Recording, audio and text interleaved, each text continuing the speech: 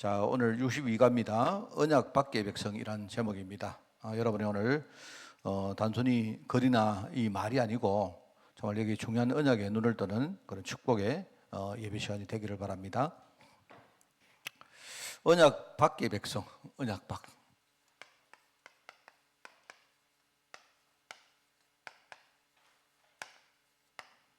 오늘 저 제목을 보니까 주일날 하나님 주신 말씀이 너무 연계가 되는 거 있죠.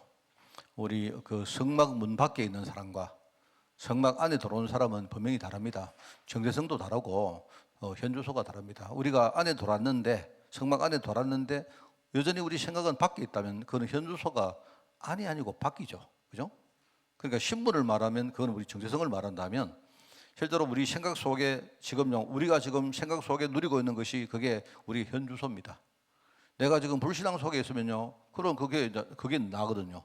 그럼 나는 불신앙 속에 있기 때문에요, 내가 아무리 하나님의 자녀지만 내가 불신앙하고 있으면요, 하나님 축복을 우리가 받을 수가 없는 겁니다. 언약 밖에 있는 백성, 성막 문 밖에 있는 백성, 분명한 구별을 할 수 있어야 된다 하는 그 이야기입니다. 그죠? 자, 오늘 이제 보니까 그러면 언약이 뭐냐 이야기부터 한번 해볼까 합니다. 언약을 표현하는 제일 좋은 제가 볼 때 말씀은 히브리서 6장 말씀입니다. 히브리서 6장 14절에 보면 13절부터 그런 말이 나오죠. 하나님이 아브라함에게 뭘 했다? 약속을 했다는 말이 나옵니다. 약속.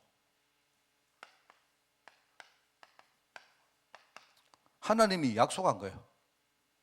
약속을 했는데 그냥 약속을 하시는 게 아니고요, 하나님이 자기 이름을 걸어놓고 맹세를 했다, 이런 말이 나옵니다. 그런데 하나님이 약속을 했는데 세상 사람들은요, 이 약속을 그냥 쉽게 하고 쉽게 어기고 그렇게 하기 때문에 하나님은 이 약속을 내가 이 약속을 어기지 않는다, 100% 내가 성취한다는 그 어떤 뜻으로 하나님이 자기 이름을 걸고 맹세했다. 성경에는 해설이 나옵니다. 그 뒤에. 여러분, 사람들도 우리가 맹세를 할 때 그냥요 아무거나 이렇게, 여러분, 수건 걸고 맹세합니다 이렇게 안 하잖아요. 내가 만약에 분필 걸고 맹세합니다 이런 말하면 여러분들이 내 맹세를 별로 안 믿지 않습니까? 내가 최소한 내 인생에 여러분이 볼 때에 목사님이 자기가 정말로 중요한 걸, 내가 내 전 재산을 걸겠다, 혹은 내가 내 목숨을 걸겠다, 심지어는 내가 우리 자식을 걸겠다, 이렇게 해야 여러분이 내 마음을 이해할 수가 있죠. 그죠? 그런데 세상에서는 하나님의 이름보다 더 큰 게 없으므로 하나님이요, 그거보다 더 큰 게 없잖아요. 그러니까 하나님이 자기 이름을 딱 걸어놓고 맹세했다 합니다. 그게 하나님이 하신 맹세입니다. 그러면서 이 약속의 내용이 뭐냐? 하나님이 내가 너를 복 주고, 복 준다 말이에요. 복. 여러분, 제가 볼 때 이 복 주고, 그 다음에 두 번째는요, 번성케 한다. 내가 볼 때는 이 복은 구원을 말하는 겁니다. 여러분이 보실 때는요, 구원보다는 나는 돈을 좀 많이 받아먹고 싶은데 그렇게 생각할지 몰라도 하나님이 말씀하신 복은 뭐냐? 구원 주시겠다는 말입니다. 우리를 살리겠다는 말입니다. 그 다음에 하나님이 뭘 약속했냐? 너희들을 번성케 하겠다. 번성케 하면 내가, 예컨대 여러분, 번성케 하면 내 사업도 잘 되고 우리 집에 자녀들도 많이 생기고, 예컨대 농사 짓는 분들은요, 우리 덜에 내가 하는 농사에 곳간에 막 이렇게 뭡니까 추수도 잘 되고 이런 걸로 생각할 줄 몰라도 이거는요 복음 운동하는 전도를 말하는 겁니다. 그래서 우리가 이제 구원의 이름이 바로 그리스도이기 때문에 우리가 그리스도를 언약으로 붙은 것이고, 하나님이 우리를 전도하는데 여기에 우리를 하나님 쓰실 것이기 때문에 우리가 세계복음을 하는 우리가 그 그 언약을 딱 붙들고 있는 거예요. 하나님이 이거 하겠다고 약속했습니다. 이걸 약속한 거 우리에게. 그러고 하나님이 그냥 약속한 게 아니고 자기 이름을 걸고 반드시 내가 이 약속을 성취하겠다 약속한 겁니다. 자, 근데 여기에 또 한 가지 나오죠. 아브라함은 이 약속을 굳게 잡았습니다. 성경에 보니까 아브라함이 어떻게 됐냐? 오래 참았다. 그러니까 오래 참다는 시간이 많이 걸렸다는 말이죠. 그냥 하나님이 바로 약속하시고 바로 주면 되는데 하나님 왜 그렇게 하실까요? 그는 중요한 계획이 있습니다. 아브라함이 가나안 땅에 오기 전에 이미요 바깥에서 오랫동안 살다 보니까 불신앙과 이런 여러 가지 체질이 그 속에 꽉 차 있었단 말입니다. 하나님은 이 축복들을, 이 약속을 하나님이 이루시기 전에 뭘 했느냐? 아브라함 속에는요 복음 아닌 것들을 전부 다 제거하는 작업을 하신 거예요. 그게 과정입니다. 과정. 하나님은 이것보다도 다른 거를 전부 다 제거를 다 하시고 그릇을 만들어 가시는 과정을 겪으셨고, 아브라함은 그걸 알았기 때문에 오래 기다리고 참았다. 그래서 어느 날 시간표가 되어서 아브라함이 이 축복을 누렸다는 그 말입니다. 이게 굉장히 중요한 말. 이게 하나님 말씀한 약속입니다. 자, 그렇습니다. 자, 그래서 이제 여기 보니까 이제 복이라는 말이 나오죠. 복. 그래서 우리가 언약이란 말을 이해한다면 그 다음에 이해할 중요한 말이 축복이란 말입니다. 말하자면요, 하나님이 약속하신 언약의 결과물이 축복이거든요. 여기 복 준다 안 했습니까? 그 복과 번성이 이게요, 축복을 말하는 겁니다. 그래서 여러분이 축복에 대한 우리가 말씀은 뭐 여러 가지가 있겠지만 우리가 시편 1편에 나오죠. 시편 1편 1절에서 2절까지입니까? 여기 제일 나오죠. 거기 보니까 뭐라고 말하느냐 이렇게 말합니다. 복 있는 사람은, 복을 받은 사람은 이 말이죠. 다르게 말하면 하나님 언약 안에 있는 사람은 이 말입니다. 같은 말입니다. 왜냐하면 하나님의 약속이, 언약이 바로 우리를 축복한다는 것이기 때문에. 그죠? 그래서 하나님의 축복을 받은 사람은, 그러면서 여러 가지, 세 가지 현실 이야기를 해요. 여기 보니까 제가 순서를 조금 바꿔보겠습니다. 거기 보면요, 악인의 꾀를 따르지 않고, 그리고 뭡니까? 죄인의 길에 서지 않고, 또 오만한 자들의 자리에 앉지 않는다. 이걸 조금 순서를 바꿔보세요. 제가 볼 때 이거 순서를 좀 바꾸는 게 낫겠다 싶어서 말입니다. 우리가 죄인의 길에 서지 않는다. 죄인의 길. 그러면 축복받지 못한 사람은 어떠냐? 쉽게 말하면 언약 밖에 있는 사람은 어떠냐 할 때, 여러분 잘 보시면 압니다. 언약 밖에 있는 사람은요, 꼭 뭡니까? 저주받을 사람과 관계 있어요. 이게 중요합니다. 축복의 사람과 함께 있으면 되는데, 여러분 왜 제가 이걸 제일 먼저 말하느냐 하면, 사람들은요, 우리가 신앙 자체를 배웁니다. 우리가 많은 사람에게 영향을 받고, 우리가 처음부터 태어날 때부터 신앙을 아는 사람 거의 없잖아요. 우리가 살아가다가 어느 날 내가 중요한 위기가 딱 왔는데, 그죠? 그 위기 순간에 어떤 사람이 내게 영향을 준 적이 굉장히 중요하거든요. 여러분이 지금요, 경제도 그렇고 우리가 많은 걸 실패를 했다 치는데, 그때 여러분 누구나 그럴 때가 있지 않습니까? 그 딱 왔을 때 중요한 건요, 그때에 내가요 복음의 사람을 만나느냐, 아니면 그때 내가요 그 문제 가지고 내가 완전히 구렁텅이에 들어갈 그거를 배우는 사람을 만나, 이게 완전히 인생이 달라지는 거예요. 그러니까 하나님 언약 안에 있는 사람은 희한하죠. 중요한 순간에 누구를 만나느냐? 축복의 사람을 딱 만납니다. 그렇지 못하니까 죄인을 만나가지고 죄인들이 가는 그 길을 따라가는 거예요. 그렇지 않습니까? 우리 어린 애들요, 우리 후대들 아니십니까? 후대들 전부 다 여러분 있지 않습니까? 누구를 보고 배웁니다. 애들이 왜 이상해지느냐 할 때요, 애들이 사춘기 때 굉장히 감수성이 예민할 때, 그때는요 누가 조금만 건드려도 막 요동할 때거든요. 지금 뭐 저 같은 경우에는 누가 내한테 뭐 이렇게 건드려도 내가 뭐 그냥 덤덤하게 보지만요, 그때는 뭐냐니까 우리 아이들이 지금요, 이제 말하면 우리 육체가 우리 생체적으로 이렇게 뭡니까 성장할 때이기 때문에 호르몬 같은 이런 것들이 많이 변합니다. 그때는요, 누가 말을 한마디 하든지, 누가 근데 뭡니까 이런 누가 건드리든지 이렇게 해도요 굉장히 많은 영향을 받을 때거든요, 그때. 그런데 문제는요, 그때 아이들이 어떤 사람을 만나는데 영향을 안 받으면 괜찮아요. 그런데 영향을 받는 사람이 이상한 사람이면 딱 그걸 배웁니다. 제가 보면서 우리가 누가 축복을 받은 사람인지 잘 모르잖아요. 근데 우리가 알 수 있는 게 몇 가지 있단 말입니다. 꼭 뭡니까? 축복의 사람은, 축복을 받은 사람은, 언약 안에 있는 사람은 꼭 만나는 사람을, 이상한 사람을 딱 만나요. 그런다니까요. 이래가지고 이 사람의 영향을 받아서 이 사람이 죄인의 길을 걸어갈 때 함께 그게 멋있게 보이니까 따라갑니다.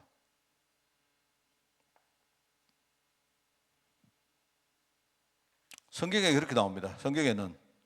그러면서 오만한 자에, 이게 오만한 자, 오만한 자의 자리라 했습니다. 꼭 축복받지 못한 사람은요, 진짜 이상한 사람을 만나고 희한하게 뭡니까? 꼭 뭡니까? 이상한 그런 장소에 딱 가요. 여러분 이게 굉장히 복입니다, 여러분. 사실요, 제가 이렇게 볼 때, 참 제가 지금 느끼는 게, 내 인생이 내가 결정하는 것이 거의 없다고 생각합니다, 저는. 우리가 생각할 때 내가 내 인생을 결정하면 참 좋겠지만요. 그 사람들이요, 자기 인생을 자기가 결정할 수 있다면요, 우리 실패할 사람 여기 아무도 없습니다. 안 그래요? 근데 지나가 보면요, 우리 인생을 내가 결정할 수 있는 게 거의 없습니다. 내가 볼 때 거의 뭐 한 1%가 있을까 모르겠습니다. 근데 딱 지나가 보면요, 나도 위기를 겪고 어려움도 겪고 다 했는데 어떨 때는 내가 막 실수도 하고 내가 죄도 막 짓고 막 그러지 않습니까? 그래 했는데 지나가 보면요, 그래도 내가 감사한 게 뭐냐니까, 내가 하나님의 언약 속에 부름받은 사람이 맞구나, 이걸 느끼는데, 그게 이제 어떻게 느끼는가 하면 저는 이걸 보고 느끼는 거예요. 내 인생이 가장 위기에 처했을 때 하나님이 어떤 사람을 딱 만났는데 그 사람이 진짜 나에게 축복을 이야기해 줄 수 있는 사람이 딱 맞는 거예요.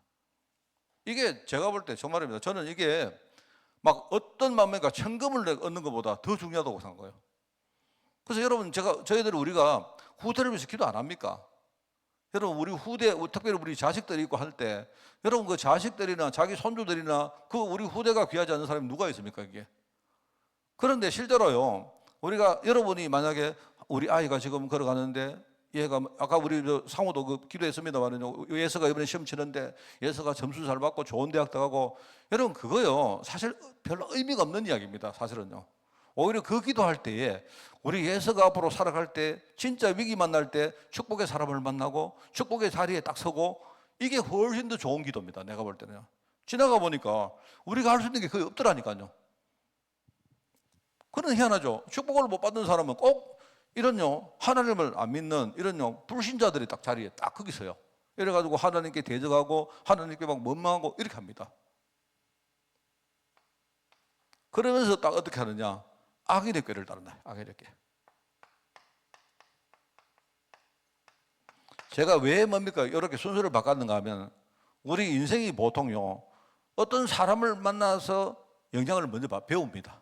이게 제일 중요하고, 희한하죠. 꼭 이상하게 나는요 살길을 찾아갔다고 생각하는데 그게 살 길이 아니고 꼭 뭡니까 내가 망할 길을 걸어가요. 마치 롯이 딱 돌아보니까요, 아브라함과 헤어질 때 돌아보니까 저 땅에 보니까 소할 땅을 보니까요, 저기 막 물이 넉넉하고, 저기 가면 내가 앞으로 번성하겠구나 싶은 땅을 갖는 겁니다. 그런데 보세요, 그리고 분명히 거기 가면요, 거기는 돈도 많고 거기는요 예컨대 막 물도 막 충분하고 한데, 거기서 여러분 전쟁이 터질 때 어떻게 알았겠어요? 여러분 한번 생각해 보시라니까요. 우리가 묵상을 해보면, 여러분 만약에 그 소할 땅이 넉넉하지 못하면 땅이면요, 아무도 거기서 전쟁 안 합니다. 안 그래요? 거기가 사막이고 거기 뭐 먹을 거 없고 거기는 아무도 없으면요, 누가 와서 거기서 싸우겠습니까? 세상은 어떤가 하면요, 세상은 돈도 많고 저기는 막 먹을 것도 많고 자리도 많고 하니까 막 그 와서 막 박 터지게 싸우는 거예요, 거기. 그런데 뭡니까 언약 없는 자가 거기 또 가다 보니까요, 거기서 막 전쟁이 막 벌어져 가지고 막 사람들이 그 전쟁 속에, 저주 속에 막 휘발려 들어갈 때 언약 가진 사람도 함께 들어가는 거예요. 함께. 누가 알았겠습니까? 다 롯이. 여러분 우리는 결과를 아니까, 야 롯 저거 바보야, 저기 왜 저 나중에 저 소돔 땅으로 가서 저 난리야 이렇게 하지만, 롯이 지가요 저기 삼촌 헤어질 때 그 뭡니까 거기가 뭡니까 소돔이 망할 줄 어떻게 알았어요? 뭐 자기가 볼 때는 보니까 저기 좋네, 저기 가면 잘 되겠네. 우리는 그런 거 안 많습니까? 내가 이 직장 들어가면 좋겠네, 이 대학 들어가면 좋겠네, 저 사람하고 결혼하면 잘 되겠네. 우리 다 그렇지 않습니까? 안 그래요? 근데 가보니까 반대다 말입니다. 반대다. 왜 반대냐, 나처럼 생각하는 사람이 다 똑같이 생각하는 거예요. 다 똑같이.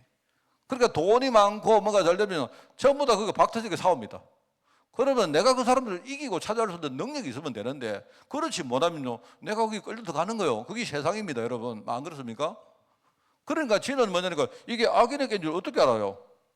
신은 이렇게 머리 쓰면 잘 낼 줄 알았는데 딱 가보니까요, 그게 지금 망할 길이라. 이게요 꼭 뭐냐니까, 제가 오늘 이 말을 좀 앞에 좀 하는 이유가 있습니다. 이거는 굉장히 중요한 말입니다. 우리가 그냥 매일 언약 이렇게 하면요, 너무 우리가 많이 넣으면 덤덤합니다. 여러분 현장을 딱 보는 눈이 열리면요, 이게 하나님의 언약이 있는 거구나. 그래서 이렇게 된단 말입니다.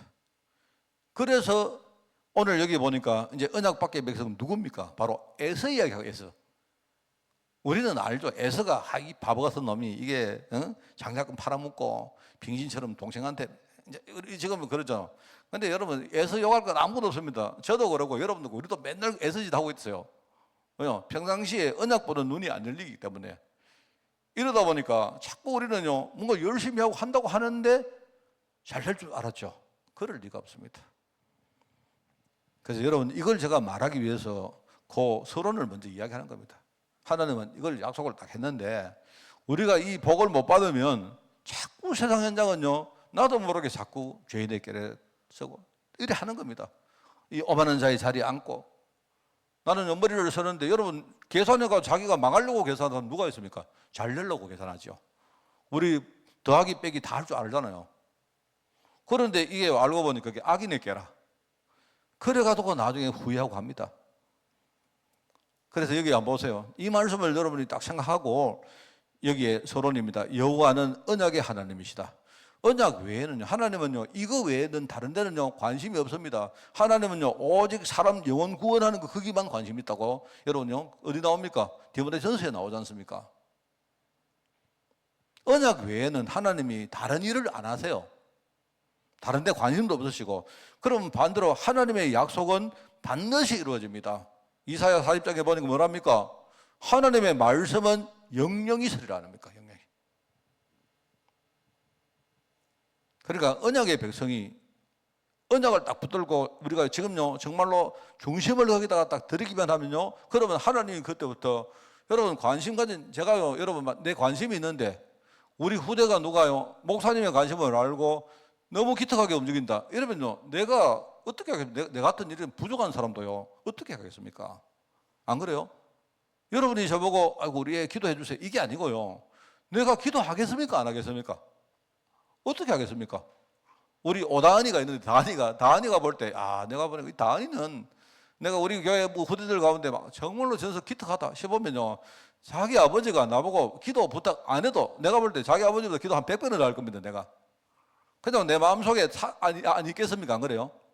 그런 겁니다. 언약 백성이 언약을 딱 가지고 뭔가 우리가 기도하고 움직이면요 그럼 하나님은요 거기 역사하게 되겠습니다. 그 만약에요 하나님이 언약 백성이 가는 길에 뭔가 문이 막히고 예컨대요 뭐 핍박이 생기고 이러면 하나님 오히려 그것 가지고 더 큰 문들을 열어버립니다. 하나님 이게요 얼마나 여러분 우리 하나님 병신 아닙니다. 하나님은요 바보 아니라니까. 하나님은 멍청이가 아닙니다. 하나님이 아무것도 못하는 그런 어떤 뭡니까 무능한 그런 분이 아닙니다. 하나님은 언약의 하나님이시지. 언약을 이루는데 하나님은 모든 관심을 다 기르시죠. 그런데 만약에 언약 백성이 언약을 제대로 딱 붙들고 있으면요, 그럼 하나님이 그러면 어떻게 하겠습니까? 당신한 이야기 아닙니까? 그게 우리의 신앙생활인 거예요. 그래서 여기 보니까 언약의 하나님이라. 제가 얼마 전에 작년입니까? 언제 조직신학에 대한 이야기로 내가 설교를 한 적이 있었죠. 제가 조직신학 설교를 한 적이 있었는데, 그래서 사실 그때 이제 어떤 우리 분이 한 분 내한테 묻더라고요. 목사님 저 설교를 듣고 나서 자기가 목사님 조직신학이라는 말을 내가 평생 처음 들었습니다. 이렇게 말하더라고요. 그래 물론 신학이니까. 그런데 조직신학의 말은요 굉장히 중요하고 유명한 말입니다. 그거. 우리가 신학생들이 학교에 딱 들어가면 제일 처음 배우는 것 중에 하나가 조직신학입니다. 조직신학.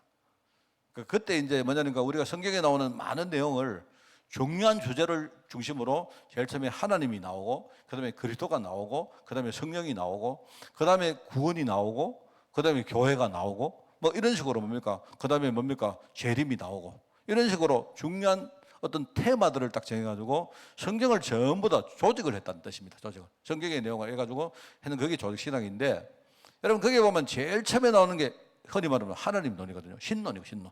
그죠? 조직신학이 제일 먼저 서론이 나오고, 그 다음에 두 번째 나오는 게 신론이고 신론.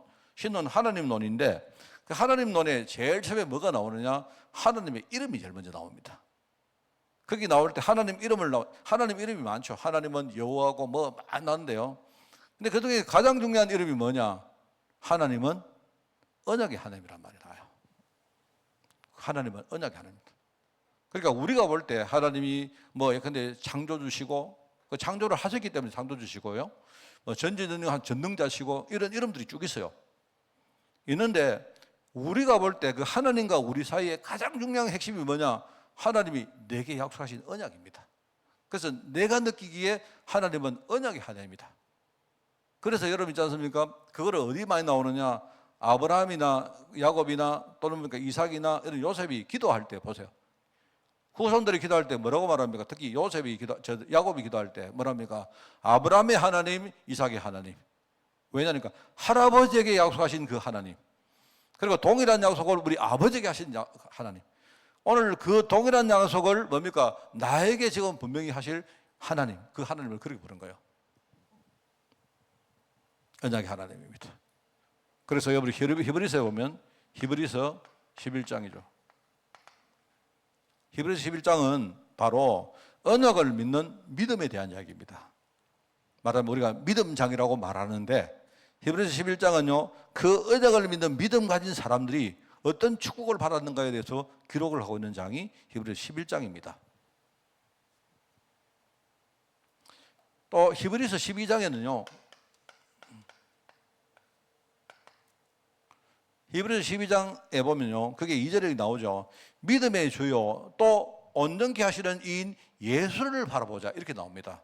그런데 이게 무슨 말인가 하면요, 히브리서 12장을 읽어보면 어떤 신앙의 우리 제자들이 하나님 언약을 붙들고 믿음으로 살려고 애를 쓰다가 많은 핍박을 당합니다. 여러분 안 그렇습니까? 거기 보면 어떤 사람은 막 순교를 당하기도 하고 어떤 사람은 경제적으로 핍박을 당하기도 하고 많은 어려움을 당해요.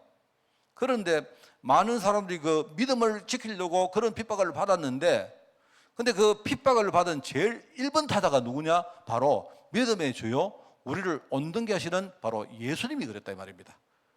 여러분, 예수님은요, 이 땅에 오셔가지고 공생애를 시작하실 때 뭘 했느냐? 마귀에게 시험부터 당하겠어요.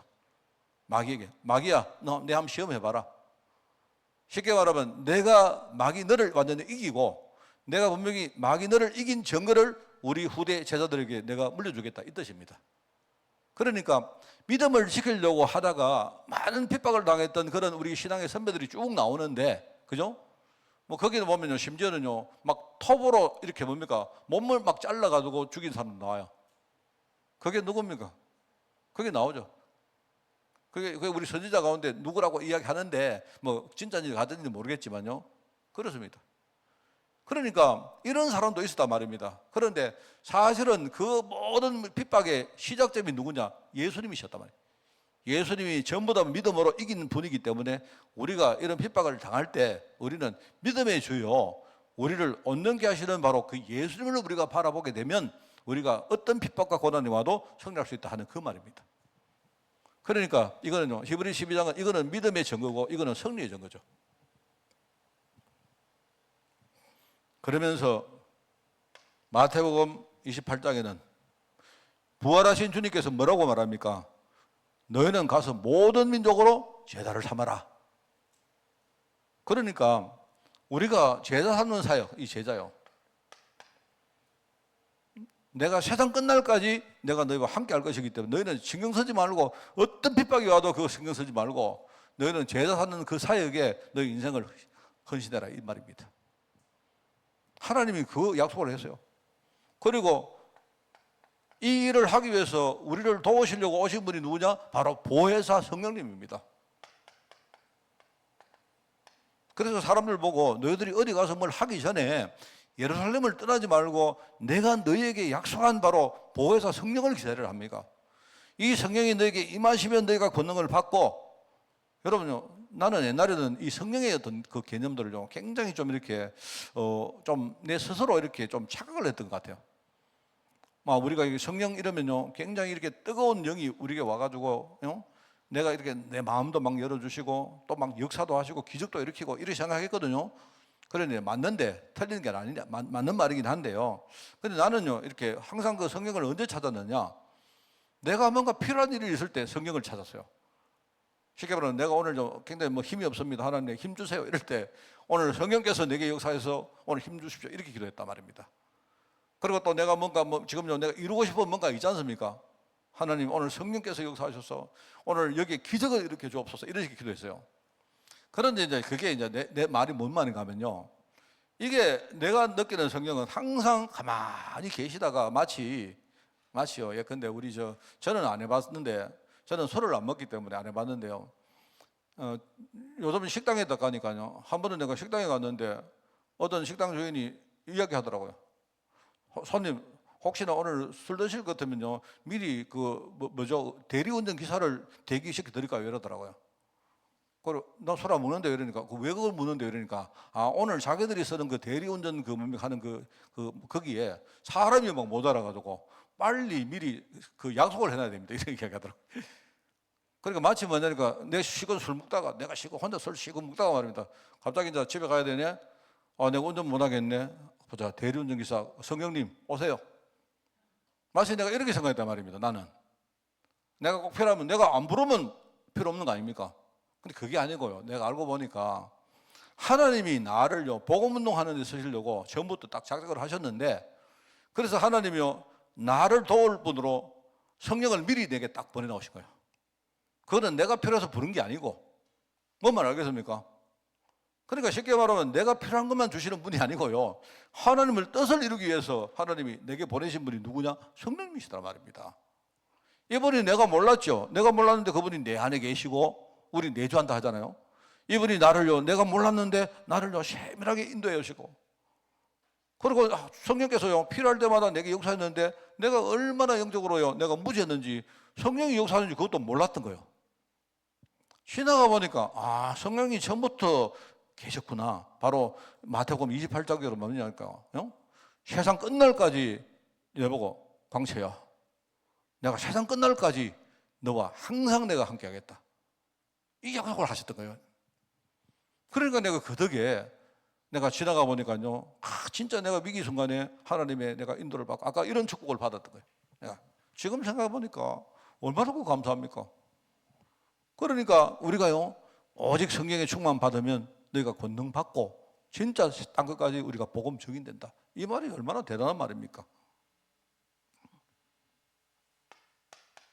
언약의 하나님은요, 이렇게 좀 하고 계신다 이 말입니다. 그러면서 보세요. 이 어마어마한 배경 아닙니까? 베드로가 주는 그리스도시요 살아계신 하나님의 아들이라고 고백했는데 뭐라고 말합니까? 내가 네 반석 위에 교회라는 배경을 만들겠다. 여러분, 이 교회라는 말은요, 여러분, 어마어마한 말입니다, 여러분. 우리가 뭘 몰라서 교회 보고 막 욕하고 이러죠. 제가 이번 주간에 설교할 때, 그거는 물론 제가 스스로 이렇게 묵상한 내용인데, 성전으로 딱 들어갈 때, 동쪽 문으로 딱 들어가는데요, 내 백그라운드에 뭐가 있습니까? 내 백그라운드에 유다 지파라는요, 언약 백성이 딱 서 있는 거예요. 그거는 제 혼자, 제 마음대로 묵상입니다. 우리가 성전문에 딱 들어갈 때, 그죠? 내 뒤에 하나님의 빛이 딱 비치는 거예요. 내 뒤에. 그러면요, 내 뒤에 하나님 나라가 백그라운드가 되고, 그 다음에 우리 언약 지파의 뭡니까? 기도 배경이 내 백그라운드 됐다. 그럼 우리가 뭐가 겁납니까? 안 그래요? 내가 하나님의 성전에 들어갈 때 우리가 담대하게 들어갈 수 있죠. 안 그렇습니까? 내가 볼 때요, 성전문의 의미가 그런 것 같아요. 뒤에는 백그라운드가 엄청나죠. 내가 딱 들어갔는데 성전문에 딱 보니까 그리스도 딱 적혀 있네. 그리스도. 내가 그리스도 언약 붙들고 들어가는구나. 뒤에는 뭐가 있느냐? 하나님 나라 백그라운드. 그럼 우리가 언약의 교회 성도들 백그라운드 딱 가지고 우리 들어가는 거예요. 그럼 내가 생각해 보니까 이제 이 성막의 설계가요, 기가 막히게 된 거예요. 이 무대 장치가요, 내가 볼 때 기가 막힌 겁니다. 완전히 뭡니까? 들어가고 나오고 할 때마다 뭡니까? 막 완전히 하나님 언약만 딱 생각하도록 그렇게 딱 만들어 놓은 거예요. 그게 배경입니다. 내가 네 반석이 교회를 세울 건데, 교회를 세워놓으면 음부의 권세가 절대로 너를 이길 수 못한다. 지가 아무리 너를 속이고 아무리 어르렁대고 해도 절대로 너를 속일 수가 없다. 이게요, 하나님의 백그라운드 이야기입니다. 내가 천국 열쇠를 내게 준다 아닙니까? 천국 열쇠. 천국 열쇠가 뭡니까? 하나님 나라의 문을 여는 열쇠 아닙니까? 하나님 나라의 문을 여는 열쇠. 내가 진짜요, 하나님 나라 언약 잡고 내가 기도하면요, 하나님이 움직였다는 말 아닙니까? 하나님이. 야, 그래, 네가 어떻게 하든지 해봐라. 내가 네 하는 대로 할게. 이러 아닙니까? 제가 이제 이렇게 말하면요, 저희 아버지 생각나거든요. 저희 아버지가, 저는 어릴 때 저희 집에 막내기 때문에 저는 내 마음속에 항상 제가 약간 저희 집 식구들 가운데 그래도 아버지 말 좀 잘 들으려고 애를 썼던 사람입니다. 근데 그렇게 하다 보니까 이제 내가 항상 저는요, 어른들이 하는 말 잘 듣고 내가 마음에 담고 그렇게 좀 했거든요. 그렇게 했는데 항상 내가 그렇게 아버지한테 말씀드리고 아버지 성낙을 얻고 이런 걸 늘 그랬는데요. 어느 순간에 이제 나이가 좀 딱 되니까 어느 순간부터 아버지가 저한테요. 아니, 네가 하는 대로 할게. 우리가 예를 들어가지고 어디 아버지 이번에 우리 식사를 하러 가는데 어디 가랍니까? 옛날에는 그래 뭐 어디 가자 이러셨는데 어느 순간부터 너가 하는 대로 할게. 아버지. 이게 이제 아버지는 연세가 들어가시고 우리가 이제 어른 됐다는 말 아닙니까? 그죠? 아버지가 그렇습니다. 네가 하는 대로 다 할게. 내가 나중에 목사가 딱 되고 나니까 아버지가 신앙적인 부분은 그래 박 목사 네가 시킨 대로 할게. 그러니까 하나님이 연세가 많이 드셔가지고 우리는 성장했는데 하나님이 연세가 드셔서 하나님이 그래 맞아 우약고 그래 네 하나 사자는데 다 할게. 하나님 네가 몇가 아버지가 있다 내가 몇가 지금 몇가 아버지 좀 기다려 있어. 지금 몇 있어 이러면 그래 지금 몇 개. 내가 지금 풀까 하나님. 그만큼 하나님 우리가 백그라운드 어마어마하게 만들어놨습니다. 이 말을 여러분들이 딱 생각하면서 여러분이 내가 하나님을 이겼나? 하나님을 이겼다니까 여러분 보고 교만해지라고 하는 말 하잖아요. 뭐 여러분이 어떻게 하나님을 이깁니까? 근데 느낌이 내가 하나님을 이긴 사람이 다른 걸 여러분 다른 데 집니까? 하나님을 이긴 사람이 그게 이스라엘인데 하나님 이긴 사람이요 다른 데 우리가 빌 싸고 있다고요? 그건 말도 안 되는 소리 아닙니까? 하나님을 이긴 사람이 하나님 이긴 사람이 뭐 마귀한테 맨날 끌려다닙니까? 하나님이 우리에게 그 자부심을 심으려고 아이고 내가 졌다 네가 이겼다 이래 말하는 거예요. 하나님이 이 배경입니다. 저는 막 입에 나온 대로 말하는데 내 마음속에는 엄청 안 납니까? 그래요? 누가 베드로가 고백을 신앙 고백하고 하나고는 하나님이 이 말씀하신 거예요. 이게요 엄청난 말이죠. 그러면서 바로 주님이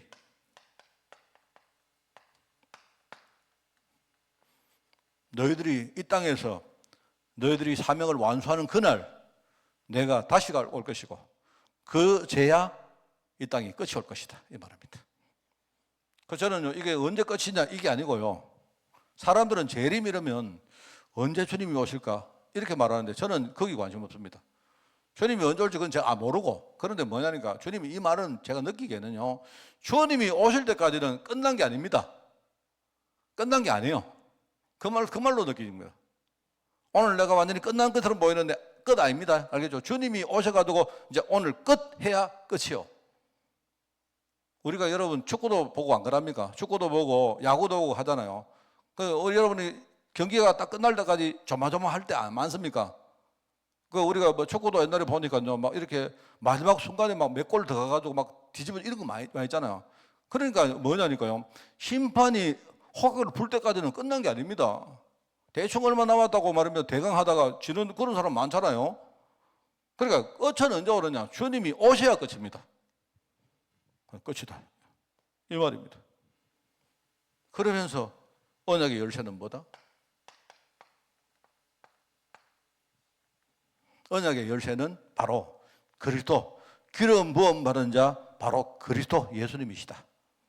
그래서 바울은 가는 데마다 예수만이 그리스도다. 예수 그리스도를 말한 게 예수가 그리스도라는 사실을 전개했다 이 말입니다. 자, 근데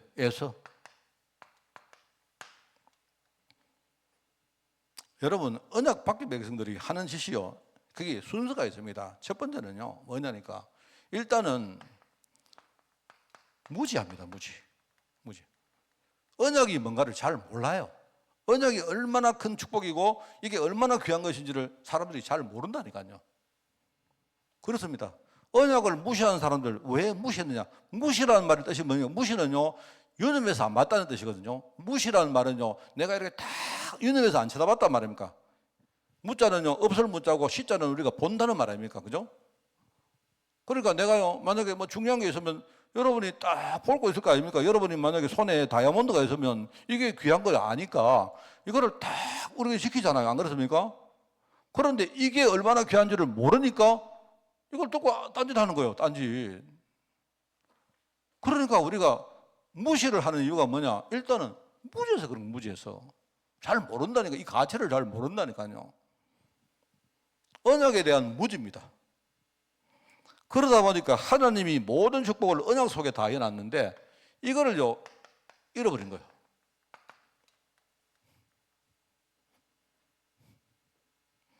그러니까 우리가 항상 그 뒤에 나옵니다만은요, 이 창세기 25장하고 27장 두 개는요 연결되는 겁니다. 나중에 이 에서가요 장자권의 그 장자의 축복을요 전부 다 상실해 버리지 않습니까?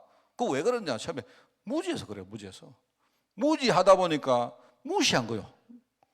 무지하다 보니까 무시하고 나니까 나중에 지는 그냥 팥죽 한 그릇에 그냥 농담으로 그랬죠. 농담으로. 배가 고프니까 나중에 오니까 배가 고프니까 동생이 팥죽을 끓이고 있으니까 그 한 그릇 줄래? 그러면 돈 내서 형 뭐 줄까? 장자권 내놓아서. 내가 아마 내가 볼 때는요 별실이 그거를요 생각 안 하고 가져가라. 그거 뭐라고 내가. 만약에 그 동생이 사냥해 오는 그 뭐 사냥한 거 뭡니까? 뭐 사냥거리 좀 내놓아서 이러면 안 줬을 거예요 아마. 근데 자기가 볼 때 장자권 놀러 가니까 속으로 안 그랬겠습니까? 내가 장자권을 준다고 장자권이 넘어가나? 이렇게 생각했겠죠. 그렇게 쉽게 생각했단 말입니다. 그런데 보세요. 나중에 이 무지한 게 어떻게 되느냐? 이게 무시하다 보니까 나중에요. 결국은요 축복권이 어디에 가느냐? 아버지를 통해 가지고 자기 동생한테 다 뺏깁니다. 상실해 버립니다. 그런데 나중에 어떻게 되느냐? 이게 상실하는 사람들이 나중에는요 여기서 끝나는 게 아닙니다. 이게 나중에 어떤 유산으로 물려주느냐?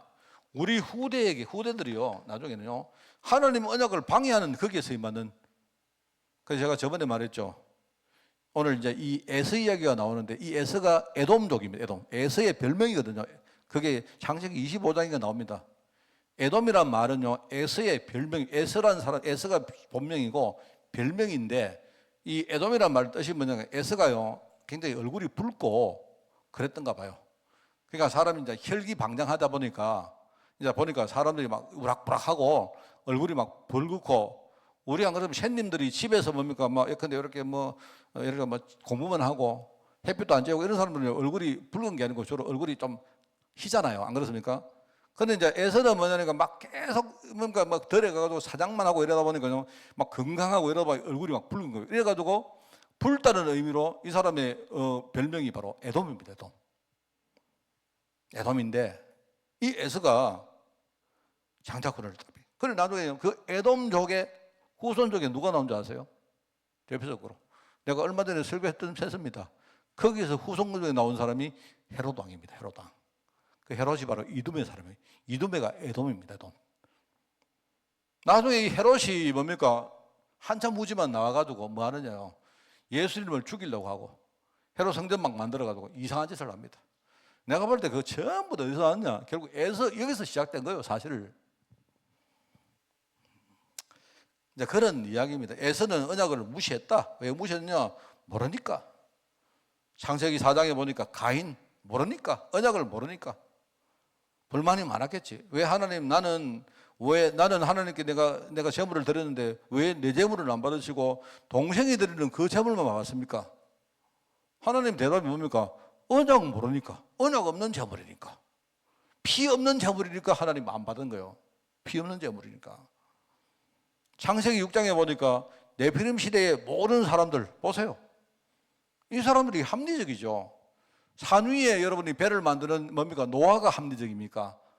지금 하늘은 날씨가 쨍쨍한데 어느 날 미친 노아가 와서 하는 말이 나중에 하나님이 홍수를 내려가지고 세상을 완전히 심판하겠다 하는데, 그래서 나는 그때를 대비해서 산 위에다가 내가 배를 만든다 이러니까 저 미친놈 아니야 할 거 아닙니까? 미친놈이지. 맞잖아요. 그런데 내가 볼 때는 생각은요 합리적인데 사람들이 문제는 언약 없는 생각입니다. 노아는 내가 볼 때 노아는 미치지 안 그렇습니까? 미친 생각 맞는데 그 사람은 언약을 기준으로 생각한 하나님이 이 약속을 했단 말입니다. 바벨탑 시대 똑같습니다. 창세기 11장. 아까 말했죠. 롯. 보세요. 롯. 이 롯이 얼마나 바보 같으냐. 자, 여러분 이거는요 잘 좀 이해하시기 바랍니다. 하나님 말을 안 들었다고 롯이 소돔 땅에 갔기 때문에 망했다, 그 말도 맞지만요 원리가 그렇다니까. 우리가 여러분이 이렇게 세상 나가서 우리가 너무 육신만 바라보고 세상만 바라보면요, 거기는요 사람들이 전부 다 똑같이 생각합니다. 그러면 사람들이 어떻게 하느냐? 싸웁니다. 경쟁합니다. 서로 막 물고 뜯고 싸우고. 그러니까 우리가 후대를 현장에 보낼 때, 그죠? 우리가 만약에 우리 후대를 현장에 딱 보낼 때 경쟁하는 현장에 보내야죠. 그래 보내는데 조건은 뭐냐? 진짜 현장을 이길 만큼 복음을 준비하면 그 현장에 들어가도 돼요. 뭔 알겠습니까? 롯이 만약에 소돔 땅에 어떤 문제가 와도 이길 정도 준비가 됐다면 롯은요 소돔으로 가도 돼요. 그런데 문제는 롯은요 영안을 열지 못하고 아직 영적으로 준비가 안 된 사람입니다. 그냥 나가서 딱 보니까 육신적으로 보니까 야 저거 가면 좋겠다 형아. 그러면 무조건 망합니다. 나중에 거기에 가나안 땅에 왕들이 전쟁을 벌이잖아요. 왜? 좋은 땅이니까. 막 전쟁이 벌어져가지고 나는 어떻게 됩니까? 거기에 막 전쟁이 벌어져가 막 재앙이 터지는데 그 재앙에 롯이요 끌려 들어가요. 그 사실을 듣고 나중에 아브라함이 롯을 구하러 갑니다. 저는 이걸요 보면서 참 세상 원리가 정말 그렇구나. 그런 이야기들이 쭉 나옵니다. 그게요 창세기 13장 이야기고 나중에요 소돔성에서 일어났던 어떤 사건과 롯 이야기가 19장에 나옵니다. 이게 언약을 무시한 장자권, 그죠? 장자권을 팔아먹었고, 그 다음에 이 보면요, 여러분 창세기 26장에 보면 이런 말 나오죠. 거기에 보면 에서가 헷 족속의 딸 둘과 결혼을 합니다. 그래가지고 자녀를 낳아요. 에서가 내가 볼 때 40세에 결혼했다고 나오거든요. 거기에 나오는데 그 뒤에 어떤 말이 나오느냐? 그 뒤에 보면 35절에 그들이 이삭과 리브가 마음에 근심이 되었더라 이렇게 나와요. 그러니까 이삭과 리브가가 볼 때 이 자기 장자인데 큰아들인데 이게 얼마나 하나님 언약에서 이상한 쪽으로 가니까 아버지 엄마가 딱 볼 때 저 어떡할 거죠? 이렇게 되었다 이 말입니다. 그러면 아버지 엄마 기도하는 아버지 엄마가 마음이 그렇게 되면요 그러면 그 사람 인생은 뻔한 거 아닙니까? 그럴 수밖에 없잖아요. 그 말은 아버지 엄마에게 근심을 끼쳤기 때문에 벌 받았다 이 뜻이 아니고 이거는 언약의 사람들이 보면 뻔하게 우리 결과가 다 보이잖아요. 저거 망한다 저거 저래 가다가 하나님 언약에서 멀어져가 가다가 저러면 되겠나? 좀 힘들어도 하나님 언약의 방향으로 가야지. 그럼 결국은요 그래 됩니다. 그 하나님 언약에 반대기 때문에 하나님이 잘 되게 할 수가 없습니다. 하나님 언약의 하나님이 아니십니까? 언약의 하나님. 하나님은 언약을 이루시는데요 속된 말로 환장하신 분인데 언약 밖으로 나가는데 그 사람 잘 되게 해요? 그거는요 하나님이 절대 그래 안 하십니다. 나중에 축복권을 전부 다 상실하고 그건 그렇죠. 자 그래서 오늘 여기 나옵니다. 중요한 건 이거죠. 언약을 무시한 우리 자들의 후손. 우리가 성경에 이런 이야기가 많이 나오는데 의문점도 우리가 많습니다. 이게 잘 이해가 안 되는 것도 많이 있지만 그런데 우리는 이거에서 중요한 원리를 딱 발견하고 여러분이 진짜 우리가 지금부터라도 누가 그래요 저한테 난 참 그 말이 내가 이해가 되는데 목사님 제가 이제 몸이 좀 안 좋을 때 그런 이야기 합니다. 저보고 목사님 근육을 키우십시오. 근육을 키우는데 이게 이제 잘 와닿지 않기 때문에 내보고 뭐라 하느냐 목사님 근육을 평상시에 조금씩 저축을 하십시오. 이렇게 하더라고요. 그 말이 참 내가 와닿아요. 아 맞다. 내가 이제 저 같은 이렇게 몸이 안 좋은 사람이 바로 내가 가서 이렇게 뭘 한다고 근육이 막 이렇게 막 커지겠습니까? 그건 아닌데 근육을 우리가 나이가 들면 들수록 근육을 조금씩 떼가지고 저축을 하는 그런 마음으로 난 참 그게 와닿더라고요.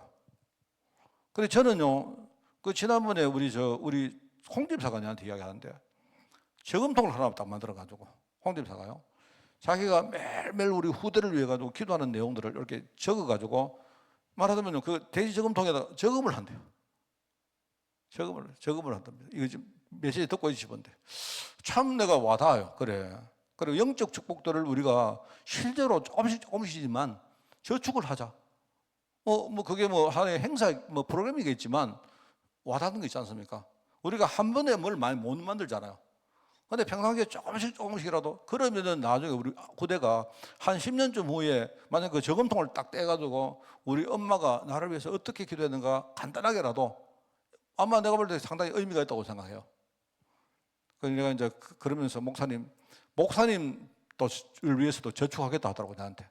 나는 뭐 어떻게 생각하는가 홍 집사가 그러면 저금통을 나를 위해서 저금통을 하나 만들어 놓고 나를 위해서도 맨날 기도를 적어가지고 저축하겠다 속으로 아이고 뿌듯했죠. 그래 오케이. 그게 아니고 목사님도 저금통 만들어 놓고 우리 아이 위해서 저금해둘라 이 말이 속으로 에이. 네 그랬습니다. 그때 이제 말은 안 했는데 한 몇 주 전에 그 이야기 했는데 나는 좀 저축할 사람 되게 많은데 내가 뭐 그런데 원리가 참 와닿지 않습니까? 안 그래요? 우리가 돈을 저축하듯이 우리가 근육을 저축하듯이 나는요 우리 사람도 저축해야 된다고 생각합니다. 나에게 축복의 사람을 1명, 2명 이렇게 저축을 해서 우리 후대가 나중에 현장에 나가기 전에 최소한 100명쯤은요 기도의 우군을 만들어 놔라. 이게 여러분 되게 중요한 말 같아요. 네. 그러면서 우리가 영적 축복도 지금부터 만드는 겁니다. 자, 그래서 여기 보니까 함의 후손 나오죠. 뭔지는 모르겠는데 함의 후손, 함과 셈과 야벳이라는 세 사람이 노아의 자녀였는데 누굽니까? 노아입니까? 맞나? 예, 자녀인데 그런데 함이 뭔가 불경한 일을 저질렀다. 그런데 이상하죠. 벌은 누가 받았느냐? 그 함의 아들인 가나안이 받았다. 이게 참 이해가 안 갑니다. 우리가 행동의 측면에서 볼 때는 하나님 왜 아버지가 죄지는 걸 왜 자녀가 뭡니까? 그 연자됩니까? 하나님은? 그래 생각하는데 이게요 영적인 유산이라는 개념으로 볼 때는 나 이게 맞는 것 같아요. 함 볼 때는 함이 자기가 직접 뭡니까 벌을 받는 것보다는 아마 자녀가 저주를 받고 자녀가 벌을 받는 게 훨씬 더 아마 마음이 아플 것 같아요. 하나님 안 무섭습니까? 내가 볼 때. 자 그러면 저는 우리가 두려움만 하지 말고 반대로 내가 받을 축복을 받는 것보다 우리 후대가 받으면요 우리 훨씬 더 크겠죠. 나는 그럴 것 같아요. 함의 후손인 가나안이 저주를 받아가지고 나중에 가나안이 그 뭡니까 야벳과 셈의 자녀들의 종이 될 것이다 이렇게 해요. 혹자는 막 그렇게 말합니다. 함이 바로 지금 흑인들의 조상이라고 말하거든요. 그래서 나는 그 해석은 나는 안 믿습니다. 그거는 후대했다고 생각합니다. 이래가지고 결국은 그 흑인들이 나중에 백인들의 여러 가지 뭡니까 종이 되고 노예가 되는 이게 아마 여기서부터 이렇게 타는데 그거는 하나님을 좀 이상하게 만드는 것을 저는 그 해석은 제가 채택을 안 합니다. 어쨌든 간에 함의 후손인 가나안이 저주를 받았다 하는 그 이야기고요. 여러분 이스마엘이 언약 밖에 있는 사람 아닙니까? 이 이스마엘이 나중에요 이 사람이 어떻게 됩니까? 지금 흔히 우리 말하는 블레셋이라는 사람들이 그 전부 다 이 이스마엘의 후손들이거든요. 또 오늘 여기 나오는 에서의 후손들이 나옵니다. 에서, 그죠? 에서의 후손들 오늘 명단이 쭉 나오는데, 그죠? 그 다음에 암몬 자석, 이건 누굽니까? 이거는 롯 이야기, 롯. 롯이 나중에 뭡니까? 이 동굴에 들어가가지고 내가 볼 때 롯이 마음에 트라우마가 생긴 거예요. 왜냐니까 소돔이 망할 때 롯이 그때 막 죽을 뻔했거든요. 이러니까 이 사람이 하늘에서 막 불이 떨어지고 이러니까 이 사람이 마음속에 트라우마가 생겨가지고 나중에 구원받은 이후에 어디 가느냐? 동굴에 들어가 동굴에 들어가 산단 말입니다. 그 동굴에 누구하고 들어갔느냐? 자기 두 딸하고 들어가서 살다 보니까 그러면 딸들은요 남자가 없지 않습니까? 그래서 아버지의 씨를 얻어가지고 아들을 놓는데 그 아들이 누구냐? 큰 딸이 놓은 아들이 그게 모압이고 작은 딸이 놓은 아들이 그게 베남입니다. 베남. 그게 바로 암몬 족속이에요. 암몬. 그 이야기 나오죠. 그러면서 이제 창세기 36장 1절 41절 오늘 이제 본문에 나오는 말씀입니다. 보니까 육신적으로 볼 때 이 후손들이 번성을 하는데 전부 다 언약 밖의 백성이다. 저주받을 백성이다 이 말입니다. 그래서 제가 대표적인 사람 이야기했죠. 거기 보면 에서의 자손이라고 해가지고 여기 세일산에 거주했다 하는데 뭐 지금 시간이 없기 때문에 세일산은 요단강 동쪽 편에 있고요. 또 희한하게도 세일산에서 볼 때 맞은편에 어떤 산이 하나가 있는데 그게 시온산입니다. 그러니까 우리가 흔히 말할 때 세일산은 언약 밖에 있는 중요한 장소고 그 다음에 시온산은 우리가 알죠. 거기가 바로 예루살렘이 만들어진 곳입니다. 그죠? 그래서 이제 거기는 시온산은 바로 시엘산 정도하고 이렇게 뭡니까 대칭점에 있는데 이 시온산이 바로 거기에 뭡니까 언약의 뭡니까 그런 성읍이 만들어지죠. 그런 이야기입니다. 그런 이야기를 하면서 참 여기 보면 이게 우리가 후대를 위해서 뭔가 언약의 유산을 만든다는 것이 참 소중하구나라는 것을 저는 한 번 더 이렇게 생각을 합니다. 여러분 우리가 세상 살면서 돈도 좋고 성공도 좋고 다 필요합니다. 다 좋은데 어떻게 하든지 하나님 언약을 우리에게 주셨기 때문에 언약만은 절대로 놓치지 말고 우리가 반드시 우리 후대에게 물려주는 그런 축복의 오늘 귀한 이 짧은 시간이지만 귀한 예배가 되기를 여러분 주님의 이름으로 축원을 드립니다. 하나님 아버지 정말 오늘 말씀에 받은 언약을 가지고 하나님 은혜 속으로 들어가기를 원합니다. 하나님 특별히 나를 축복하시고 우리 가문과 내 주변 현장을 주님이 축복하시되 우리가 평상시 언약을 정말 믿고 믿음으로 살아갔던 모든 열매들이 우리 후대들에게 유산이 되어서 우리 후대가 정말 가는 데마다 축복의 자리에 서서 축복의 사람들과 함께 축복의 생각을 하면서 축복의 메시지를 전가하는 그 자리에 설 수 있도록 주님이 인도하여 주옵소서.